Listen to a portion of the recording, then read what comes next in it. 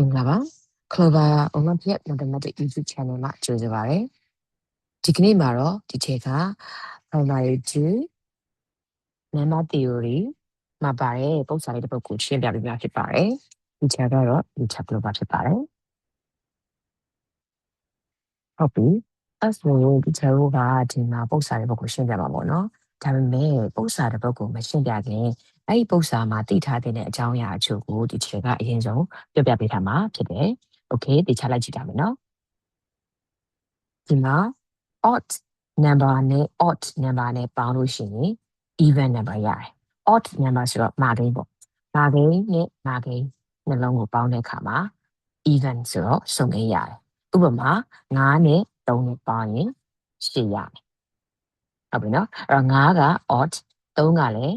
odd သူတို့နှစ်ခုပေါင်းလိုက်တဲ့အခါမှာ8ဆိုတဲ့ even number ကိုရတယ်။ဒါဆိုရင် odd minus odd ဆိုရင်ရောဘာရမလဲ။ odd minus odd ဆိုရင်လည်း even ပဲရမယ်။ဥပမာ5က odd မာကိန်း and 3က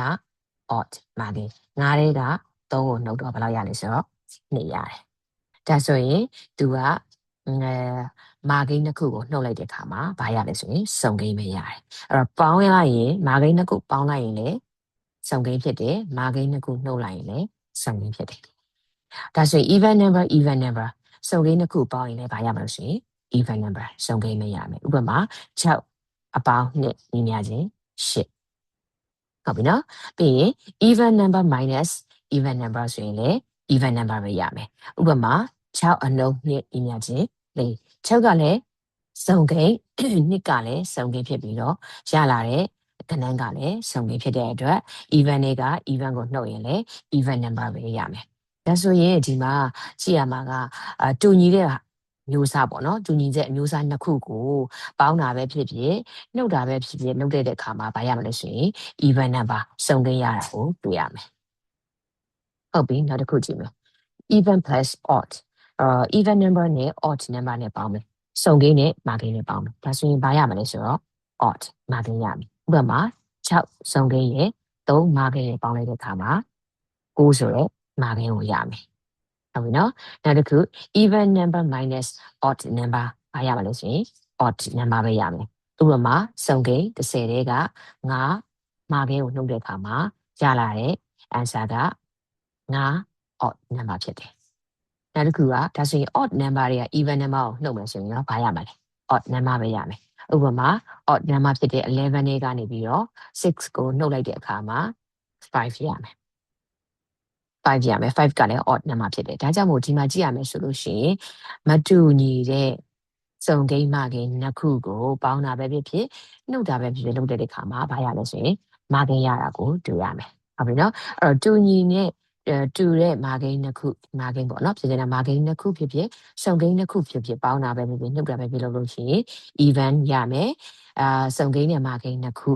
မတူညီတဲ့ဟာမျိုးပေါင်းတာနှုတ်တာလုပ်တာဆိုရင်ဒီချေတော့ဘာရမှာလို့ဆိုရင် odd number ရမယ်ဟုတ်ပြီဒါဆိုရင်ဒီမှာ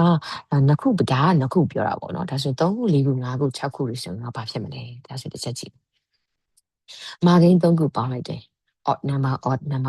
3ခုပေါင်းလိုက်တဲ့အခါမှာဆိုရင်ဘာရမလဲဆိုရင်မာကိန်းရမယ်အဲ့တော့မာကိန်းတွေကပြီးရင် odd number 4ခုပေါ့နော်မာကိန်း4ခုပေါင်းလိုက်တဲ့အခါကျတော့ဘာဖြစ်သွားမလဲဆိုရင် even number ဖြစ်သွားတယ်ဒါဆိုရင်ဒီနေရာမှာမှတ်ရမှာကမာကိန်းတွေကမာကိန်းအရေအတွက်အတိုင်းပေါင်းတာအခါမှာမာကိန်းအရေအတွက်အတိုင်းပေါင်းတဲ့အခါမှာဥပမာမာကိန်းအရေအတွက်5လုံးမာကိန်းအရေအတွက်9လုံးမာကိန်းအရေအတွက်6လုံးအဲ့လိုမျိုးမာကိန်းအရေအတွက်တွေပေါင်းတဲ့အခါမှာဘာရလဲဆိုလို့ရှိရင်သူရဲ့အဖြေကမာကိန်းပဲရတယ်ပြီးရင်မာကိန်းတွေကိုစုံကိန်းအရေအတွက်တွေပေါင်းတဲ့အခါမှာဥပမာမာကိန်း4လုံးမာကိန်း6လုံးမာကိန်း10လုံးအဲ့လိုစုံအရေအတွက်တွေပေါင်းတဲ့အခါမှာဆိုရင်တော့အဖြေကဘာဖြစ်သွားမလဲဆိုရင် even number ဖြစ်တာကိုတွေ့ရတယ်ဒါလေးကိုမှတ်ထားရမယ်even number အတွက်ကကြတော့သူကမအရေးအတွက်ပဲဖြစ်ဖြစ်စုံအရေးအတွက်ပဲဖြစ်ဖြစ် even number ကဘယ်နှလုံးပေါင်းလိုက်တဲ့ဟာကမာကိန်းဖြစ်စေစုံကိန်းဖြစ်စေသူရဲ့အဖြေက even number အတွက်ကတော့ even ပဲရမယ်သူကတော့ trade to ခွဲမှတ်စရာမလိုဘူးပေါ့နော်မာကိန်းကတော့မာကိန်းအရေးအတွက်ပေါင်းရင်မာကိန်းရမယ်စုံကိန်းအရေးအတွက်တိုင်းပေါင်းရင်မာကိန်းတွေကစုံကိန်းဖြစ်သွားမယ်လို့ပြောတာဟုတ်ပြီနော်ဒါဆိုရင်ဒီရှယ်ကပုံစံလေးကိုကြည့်လိုက်ကြရအောင် 36 student က take a mathematics examination ဆိုတော့ကျောင်းသား36ယောက်ကတင်ချစာမှုပဲဖြစ်ပါတယ် their total score is of the examination is an odd number သူတို့အားလုံးပေါင်းရင် total score အားလုံးပေါင်းရင်ပေါင်းလို့ရတဲ့အမှတ်က marking ဖြစ်နေတယ်ပြီးရင် given that 21 students have an odd number of scores and another 14 students have an even number of scores ပြောတယ်ကျောင်းသား21ယောက်ကmarking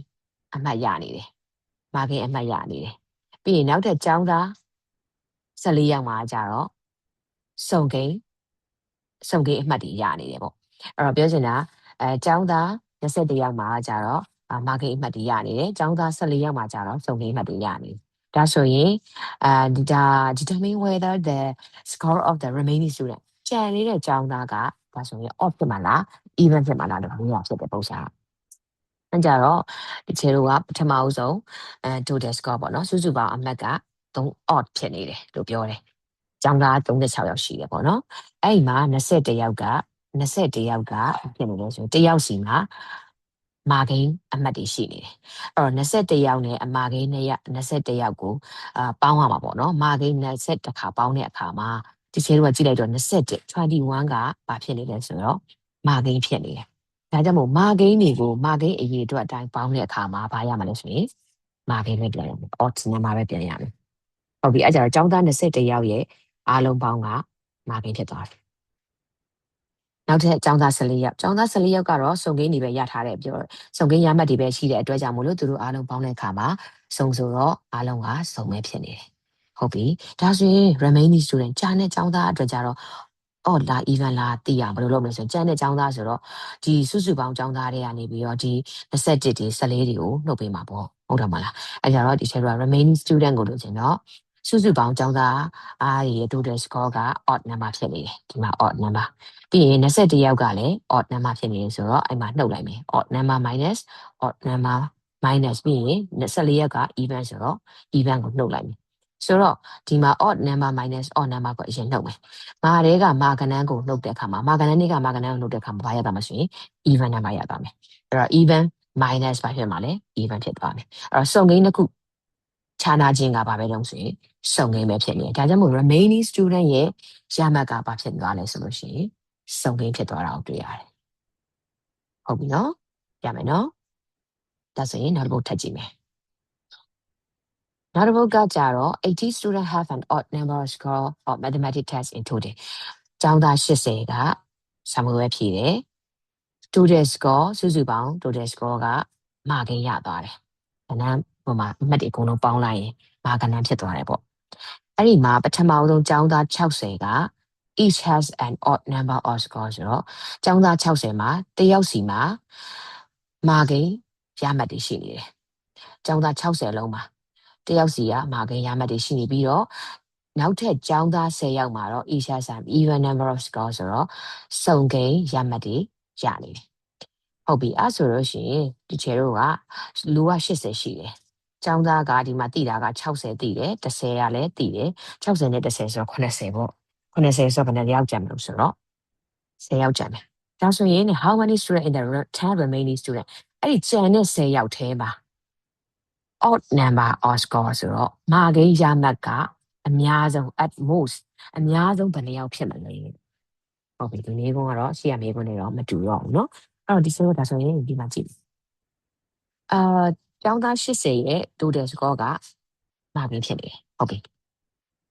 ဒါဆိုရင်ကျောင်းသား60ပထမဆုံးကျောင်းသား60ကတယောက်စီကမာကင်းတွေကိုရထားတယ်ဆိုတဲ့အတွက်ကြောင့်မို့ဒီကျဲတို့က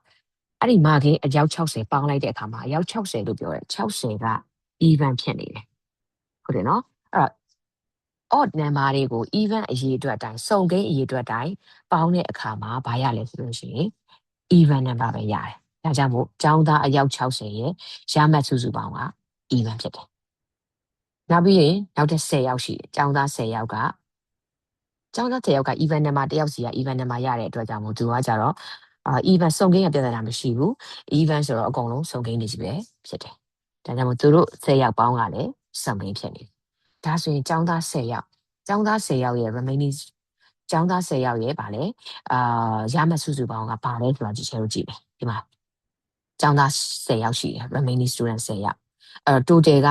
80က odd ဖြစ်တယ်80က odd ဆိုတာ80ရဲ့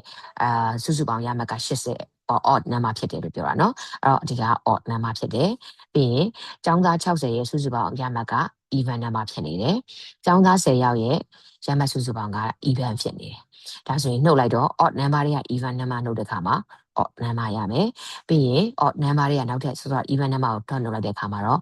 odd number ရတယ်ဒါကြောင့်ကျောင်းသား10ယောက်ရဲ့ရမှတ်စုစုပေါင်းကမာကိန်းဖြည့်ရမယ်မာကိန်းဖြည့်ရမယ်ဆိုလို့ရှိရင်ကျောင်းသား10ယောက်ဖြစ်နေတယ်10ယောက်ဆိုတော့စုံကိန်းဖြစ်နေတယ်အဲ့ဒီ10ယောက်လုံးကိုမကနန်းရမှတ်တွေပေးလို့မရဘူးဘာလို့လဲဆိုရင်10ယောက်မှာမကနန်း10လုံးလုံးပေးလိုက်မယ်ဆိုရင်သူတို့အကုန်လုံးပေါင်းက odd မဟုတ်ဘဲနဲ့ even ဖြစ်သွားမှာဒါကြောင့်မို့ဒီချေတို့ကဒါပေမဲ့သူကဒီ10ယောက်ပေါင်းကဘာလို့ဖြစ်ရမှာဆိုရင် odd number ဖြစ်ရမယ်ဆိုတဲ့အတွက်10ယောက်လုံးတော့ odd number ရမှတ်ကိုယူလို့မရဘူးဒါဆိုရင်10ယောက်လုံးမရရင်အများဆုံးဘယ်လောက်ယူရမလဲ10ယောက်မရတော့9ယောက်ယူကြည့်မှာပေါ့9ယောက်ယူကြည့်တော့မာကိန်းအရေအတွက်6လုံးမာကိန်းအရေအတွက်6လုံးပေါင်းတဲ့အခါမှာဘာပဲရမလဲဆိုတော့မာကိန်းပဲရမယ်အဲဆိုတော့ကြံတဲ့တယောက်ကစုံကိန်းဖြစ်မှာပေါ့အဲ့တော့မာကိန်းအရေအတွက်6လုံးကမာကိန်းရယ်စုံကိန်းရယ်ပေါင်းလိုက်တဲ့အခါမှာဘာရသွားလဲဆိုရင် odd number ရသွားတယ်ဒါကြောင့်မို့လို့ဒီ answer မှာဒီချေတို့ကကျောင်းသား10ယောက်မှာဘယ်နှယောက်ကမာကိန်းဖြစ်လို့ရလဲဆိုရင်9ယောက်အထိမာကိန်းဖြစ်လို့ရတယ်9ယောက်ကမာကိန်း9ခုပေါင်းလိုက်တဲ့အခါမှာမာကိန်းရပင်ဖြစ်ပြီးတော့နောက်တဲ့ကျန်တဲ့တယောက်က even နဲ့ပေါင်းလိုက်တဲ့အခါမှာ odd ဆိုတဲ့သူတို့ရဲ့ total score က odd ဖြစ်နေမယ်ဟုတ်ပြီနော်ဒါကြောင့်မို့ကျောင်းသား10ယောက်မှာဘယ်နှယောက်ကအများဆုံးဘယ်နှယောက်အများဆုံးမာကိန်းရမလဲဆိုတော့9ယောက်ထိအများဆုံးမာကိန်းယူလို့ရတယ်ဟုတ်ပြီနော်ဒါဆိုရင်ဒီချေတို့ကဒီလိုပုတ်စာတွေကိုတွေးတဲ့အခါမှာပေါ့နော်အဲဒီမာကိန်းနဲ့ပေါင်းတာတွေနှုတ်တာတွေမှာသူတို့ရဲ့တိထားရမယ့်အချက်လက်တွေကိုတိထားပြီဆိုလို့ရှိရင်ချေတို့ကဒီလိုပုတ်စာတွေကိုကျွမ်းကျင်ပိုင်နိုင်စာတော်တော်မှာဖြစ်တယ်ဟုတ်ပြီနောက်ထပ်ဗီဒီယိုမှာပြန်လည်တွေ့ကြမယ်တတာ